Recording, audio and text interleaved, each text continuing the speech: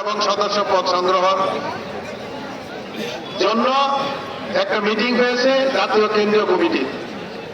সেখান থেকে আমরা আজকে কালিয়াকৈর উপজেলা এবং পৌর বিএনপির নতুন সদস্য সংগ্রহ এবং সদস্য যারা আগে আছেন তাদের সদস্য নবায়নের কার্যক্রম উদ্বোধন করার জন্য আমরা কালিয়াকৈর এখানে এসেছি। এখানে আসার পথে যা দেখলাম, এখানে এসে যা দেখলাম, পার্টি অফিসে এসে বসছি, সেখান থেকে যা শুনলাম, প্রায় 50,000-এর মতো নেতা কর্মী আপনারা আজকে কালিয়াকৈরে সমবেত হয়েছেন।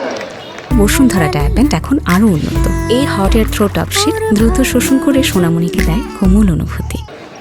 আপনাদের মনের অনেক ক্ষোভ, অনেক বেদনা, অনেক কথা আপনারা হয়তোবা আমরা আজকে কেন্দ্রীয় নেতৃবৃন্দরা এখানে উপস্থিত হয়েছি বলে হয়তোবা হাজার হাজার লোক আপনারা নেতা কর্মীরা ছুটে এসেছেন।